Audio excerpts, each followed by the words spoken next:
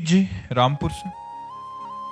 राधे राधे महाराज जी। महाराज जी, हर व्यक्ति का कोई ना कोई सबसे प्रिय होता है, आपका सबसे प्रिय कौन है? राधा राधा। आज तक बच्चा हमारा प्यार ही नहीं हुआ किसी से। देखो, हम ऐसे राही है जिसमें अकेला ही जाना होता है। पीछे से सब जाएंगे लेकिन राह हमारी है अकेला। इसलिए बचपन से मैं निराश रहा हूं जगत से।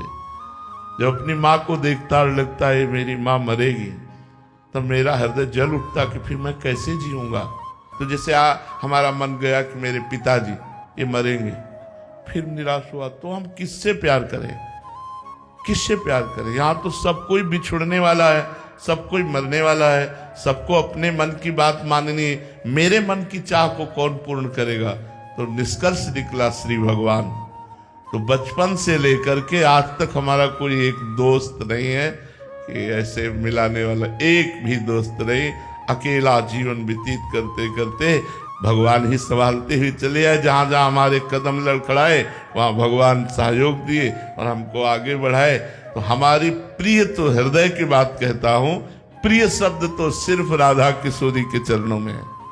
हमारा प्रिय शब्द जो है कि आपका प्यार क्या है, आपके प्रिय कौन है, तो किशोरी जी हैं। और किशोरी जी के नाते से हम आप सबको बहुत प्यार करते हैं, सबको प्यार करते हैं। हमारी पहचान यही है सबके बीच में। हमारा नाम क्या है जानते हो? प्रेमानंद। तो हमारे पास है क्या? प्रेम आनंद। प्रेम कौन है? प्रिया जी। आनंद कौन है? लाल जी। तो प्रेमानंद मतलब प्रियालाल। प्रियालाल की चर्चा, प्रियालाल का नाम, प्रियालाल का धाम, प्रियालाल के गुण और प्रियालाल के संबंध से हम आप सबको बहुत प्यार करते हैं कि आप हमारी श्री जी की बातें सुनने आए, आप श्री जी के संबंध से आए। इसलिए हम भगवत स्वरूप मानकर सबको प्यार करते हैं। वैसे हमारा केवल प्यार शब्द एक ही जगह है, राधा किशोरी के चरणों में। अब कितना है वो ये वो जाने, उनके लायक है कि नहीं ये वो जाने, पर वो समिट करके अब कहीं नहीं है, केवल श्री जी के चरणों में है। सचिन जी शिमला हिमाचल से। राधे राधे महाराज जी। महाराज जी, आपके चरणों में दंडवत प्रणाम। महाराज जी, भगवत मार्ग के पथिक को भगवत साक्षात्कार होने से पहले ऐसे कौन कौन से अनुभव या संकेत या भाव मिलते हैं जिससे ये पता चले कि वो सही मार्ग पर चल रहा है? कामादि विकार निष्प्रभावित होने लगते हैं। जो पूरे त्रिभुवन को अधीन किए हुए है काम, भक्त के हृदय में वो स्फुरित होता है और नष्ट हो जाता है। जब काम का आकर्षण,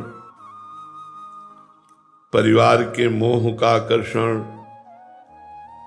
धन की महत्व बुद्धि, मान प्रतिष्ठा, ये सब शून्य लगने लगे, तो समझना चाहिए कि जो मैं नाम जप कर रहा हूं, जो भगवत कथा वार्ता सुन रहा हूं, सत्संग सुन रहा हूं, अध्यात्म में चल रहा हूं, उसका लाभ हमें मिल रहा है और हम उन्नति को प्राप्त हो रहे हैं। यदि विकार ग्रसित बुद्धि है, धन पर महत्व बुद्धि है, मान प्रतिष्ठा की चाह है, अभी भजन का रंग नहीं आया। भजन का रंग तभी माना जाता है जब इन विकारों पर विजय प्राप्त हो जाए।